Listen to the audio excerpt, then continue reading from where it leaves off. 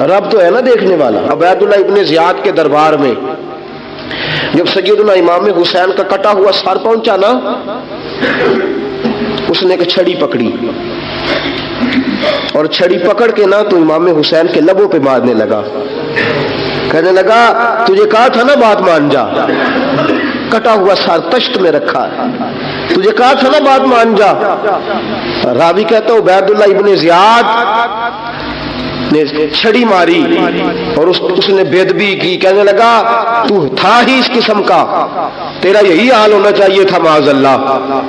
حضرت بریدہ اسلمی حضور کے صحابی دربار میں موجود تھے، فرمایا ابن زیاد تو برا ہے، تیرا باپ برا ہے، چھڑی پیچھے کر۔ کئی بار میں نے ان لبوں کو مصطفیٰ کو بوسے دیکھے ہوئے دیکھا ہے، پیچھے کر، پیچھے کر، ہٹا لے۔ راوی کہتے ہیں کہ 1 2 3 4 5 6 سال گزر گئے، وہی کوفے کا دربار، وہی محل، وہی تخت اور وہی تشت جس میں امام حسین کا سر رکھ کے لایا گیا تھا۔ 6 سال کے بعد مختار ثقفی حکمران بن گیا۔ مختار ثقفی نے کہا کہ میں چن چن کے ماروں گا وہ بندے جنہوں نے امام حسین کو قتل کیا تھا۔ 1 نہیں 2 نہیں 4 نہیں 6000 بندہ مارا اس نے، چن چن کے۔ راوی کہتے ہیں کہ یہ ابن زیاد 30,000 فوج لے کے نہر فرات کے کنارے میدان کربلا کے سامنے آیا اور اس نے جہاد کیا۔ مختار ثقفی نے ابراہیم بن مالک کو بھیجا، فرمایا جاؤ قتل کر کے لاؤ۔ لڑائی شروع ہو گئی، 1 محرم کو ہوئی تو پھر بند ہو گئی، پھر 5 کو شروع ہو گئی، پھر 7 کو شروع ہو گئی، 10 محرم کا دن آ گیا۔ 6 سال کے بعد وہی ظہر کا وقت آ گیا، وہی عبیداللہ ابن زیاد جس نے امام حسین رضی اللہ تعالیٰ عنہ کو قتل کروایا تھا، وہ گرا ہوا ہے اور زمین پہ گرا ہے۔ اس کی گردن پہ ابراہیم بن مالک نے پیر رکھا اور اس کی گردن کو کاٹ کے تشت میں رکھا، اور تشت میں رکھ کے جب اس نے کوفہ بھیجا، وہی تخت جس پہ عبیداللہ ابن زیاد نے بیٹھ کے امام حسین کے مبارک لبوں پہ چھڑی ماری تھی، اسی تشت پہ رکھ کے جب اسی عبیداللہ ابن زیاد کا سر سامنے رکھا تو کوفے کے اس دارالخلافہ کے ایک کونے سے ایک بابا بولا اور بول کے کہنے لگا لوگوں گواہ رہنا میرا رب بڑا عادل ہے، گواہ رہنا اللہ بڑا عادل ہے۔ چیختا ہے، کونے سے پکارتا کہتا لوگوں عدل ہو گیا، انصاف ہو گیا، عدل ہو گیا، انصاف۔ دیکھو دیکھو جب حسین کا سر آیا تھا، ابن زیاد نے گستاخی کی تھی تو کونے سے آوازیں نکلنے لگی تھی کہ زیاد برا ہے حسین اچھا ہے۔ آج ابن زیاد کا سر آیا ہے، آواز پھر کونے سے نکلی ہے، لیکن آواز کیا گونج رہی ہے؟ آواز پھر وہی گونج رہی ہے، زیاد ابن زیاد برا تھا، حسین کو اللہ نے بڑی عزت عطا فرما رکھی۔ مکافات عمل، مکافات عمل، اللہ غافل نہیں ظالم جو کام کرتے، اللہ غافل نہیں۔ 6 سال کے بعد وہی دن، وہی وقت، وہی گھڑی، وہی لمحہ، وہی سارا نظام، وہی دربار۔ انسان ڈرتا نہیں، انسان باز آتا، عبرت پکڑتا۔ ابن زیاد اس وقت کہتا تھا کہ میں جاؤں حسین کے پاس، یہ میں جو ہوتی ہے یہ مروا دیتی ہے۔ شیطان نے کہا تھا آنا خیر منہم، میں بہتر ہوں، بس ختم ہو گیا، ختم ہو گیا۔ ابن زیاد قتل ہوا، وہی تاریخ، وہی زمانہ، اللہ کریم نے اس کو ذلت کی موت دی، مرا، اور 30,000 فوج لے کے نکلا تھا، پھر بھی بچ سکا نہیں۔ یہ ابن زیاد کا حال ہوا۔ ابن سعد صحابی کا بیٹا تھا، نبی پاک علیہ السلام کے پیارے صحابی کا بیٹا تھا، جناب سعد بن نبی وقاص کی اولاد تھی۔ لیکن یاد رکھنا اگر ایک صحابی کا بیٹا یزید بن سکتا ہے تو دوسرے کا ابن سعد بھی بن سکتا ہے۔ اور صرف یوں ہی توجہ نہ کیا کرو، ابو جہل کا بیٹا بھی تو صحابی رسول بن گیا تھا نا۔ یخرج الحی من المیت ویخرج المیت من الحی، رب فرماتے میں زندوں سے مردے اور مردوں سے زندے نکال دیا کرتا ہوں۔ میں کبھی کبھی کعبے کے اندر بت بھی رکھوا دیتا ہوں، گھر میرا اور میرے ہی شریک اس گھر کے اندر راج کرتے رہتے ہیں، میری بے نیازی ہے، کچھ کا کچھ کر دیتا ہوں۔ ابن سعد مختار حکمران بنا تو مختار ثقفی نے ابن سعد کے بیٹے حفص کو بلایا، اور مزے کی بات یہ ہے کہ مختار جو بعد میں حکمران بنا نا، بڑی یاری تھی اس کی ابن سعد کے ساتھ۔ جتنے قاتلانہ امام حسین تھے وہ کوفہ چھوڑ کے بھاگ گئے، دوڑ گئے۔ اور ایک بات یاد رکھنا، ظالم بزدل ہوتا ہے، ظالم بزدل ہوتا ہے، اس کے اندر وہ اطمینان نہیں ہوتا، تو ڈر لگتا۔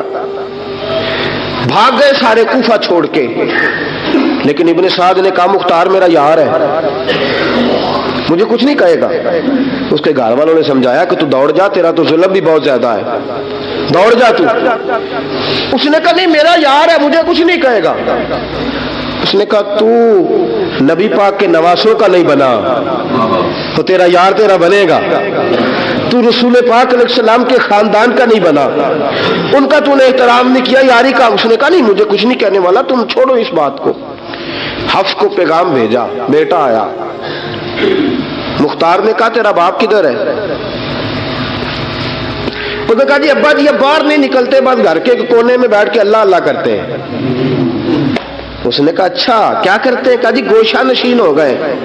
اس نے کہا اب تیرا باپ گوشہ نشین ہوا ہے؟ اب گوشہ نشین ہوا ہے؟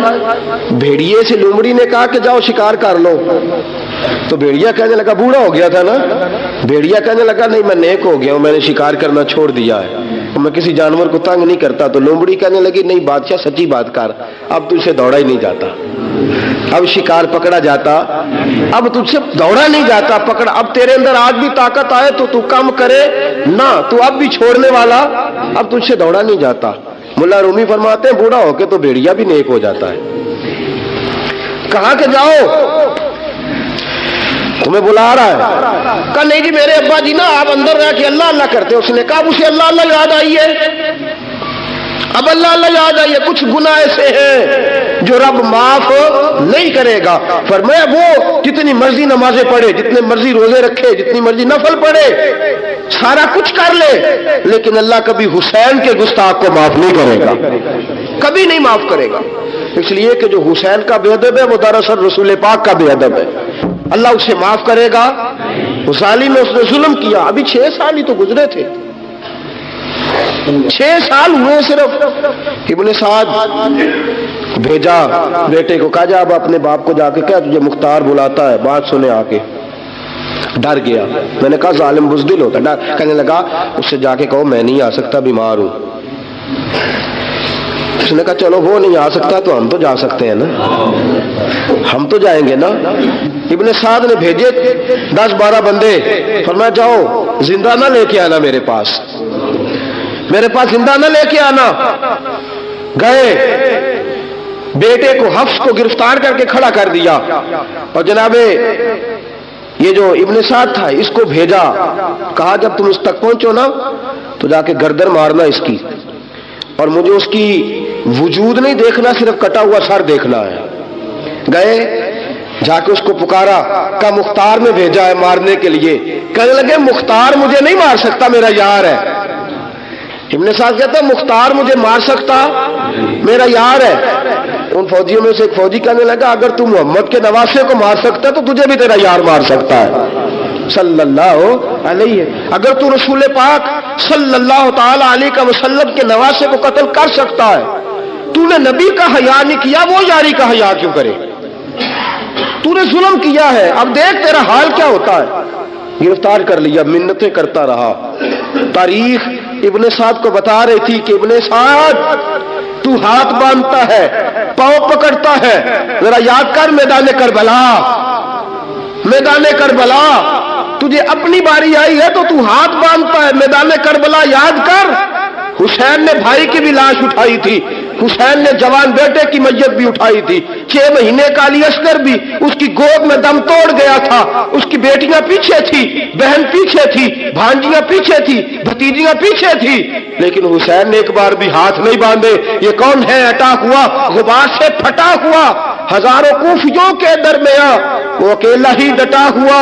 ये बिल यकीन हुसैन है, नबी का नूरे ऐन है। फरमाया ये वो मैदान करबला भी याद करना, तू जालिम था ना, माफिया मांग रहा है। हुसैन रसूल पाक के नवासे थे, एक बार भी माफी तलब देख, मंजर याद कर। इब्ने साद का एक ही बार में सर कलम किया, एक ही बार में।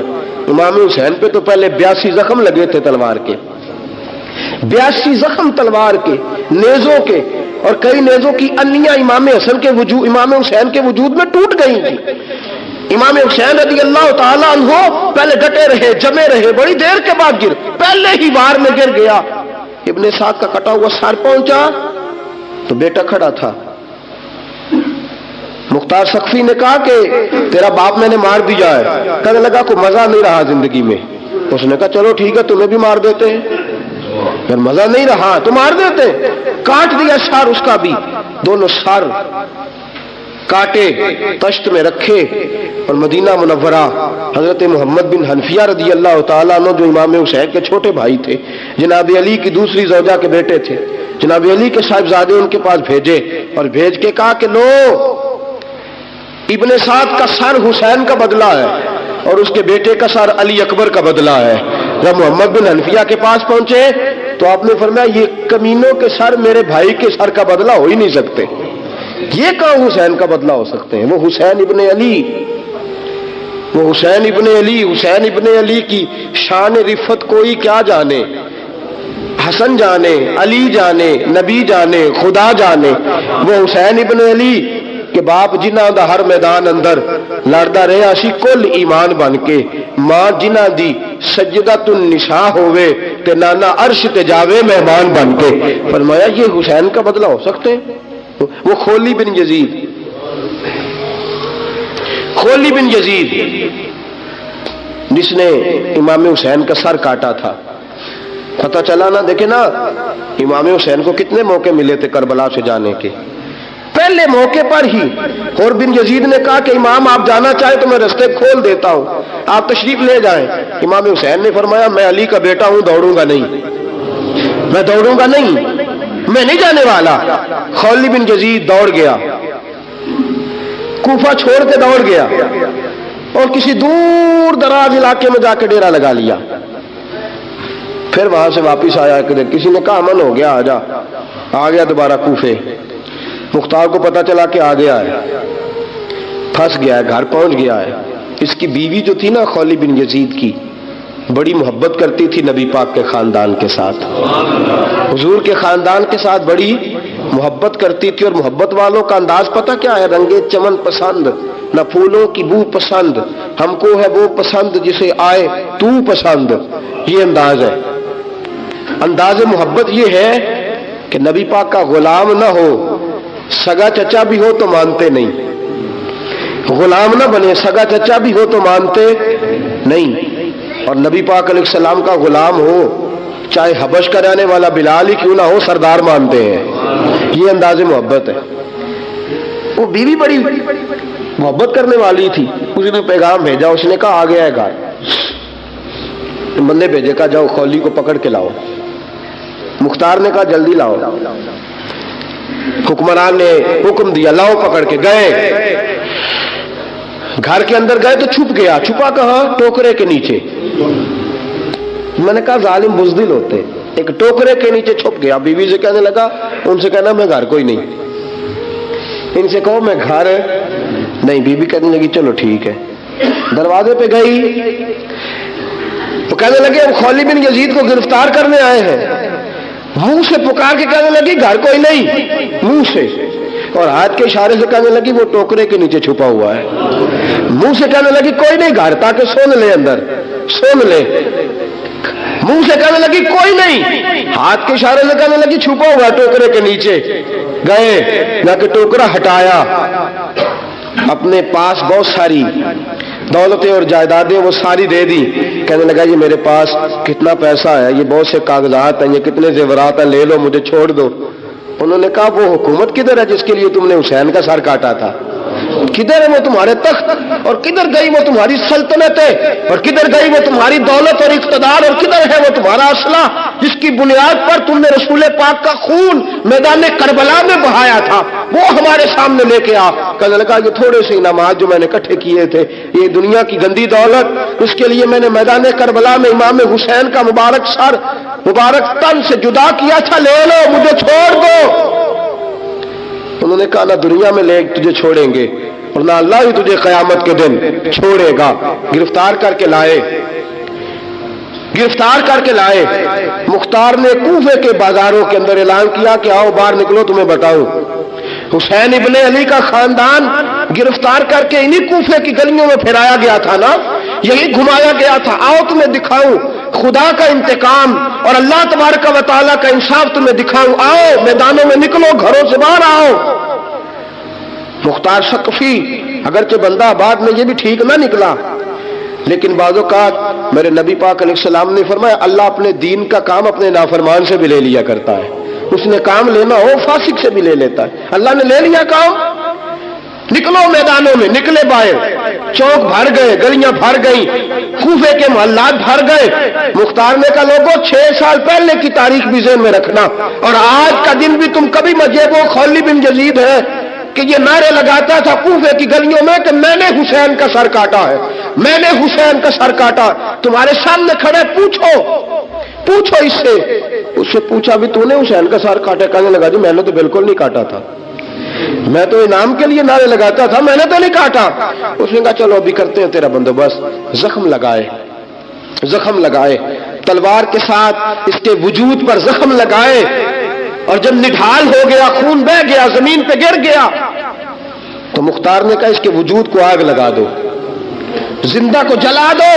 जब वो जल रहा था, राख उड़ रही थी, लोग कह रहे थे कि देखो याद रखना अल्लाह ने रस्सी ढीली कर दी थी, अब रब ने रस्सी खींची है, तो देखो खुदा से बड़ा किसी का इंसाफ नहीं है। किस अंदाज में इमाम हुसैन के कातिल को शिमर जिल जोशन, मैंने कहा था 10 मुहर्रम के दिन जब मुख्तार के लोग इसके पीछे भागे तो मदीना मुनव्वरा तक गया, हजरत इमाम ज़ैनुल आबिदीन से भी मिला, उन्होंने पानी भी पिलाया, पानी भी पिलाया। कहने लगा इमाम साहब लगता है आपने मुझे पहचाना नहीं।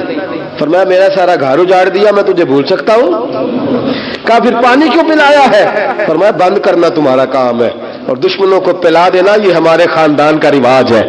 फरमाया मैंने मेरा सारा घर उजाड़ दिया, तुझे कभी भूल सकता हूं? भूल ही नहीं सकता।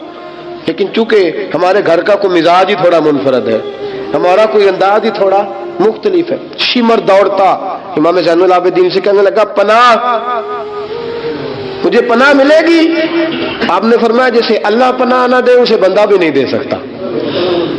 तेरे पास अब चारा कोई नहीं, इसलिए कि अब तुझे देखे ना, याद रखना जालिम दौड़ते हैं ना, जब जालिम दौड़ते हैं तो पनाह मांगते फिरते हैं, जब इनका तूती बोलते हैं तो कहते हैं हम चुमा दिगरे ने, हमारे जैसा कोई और है ही नहीं।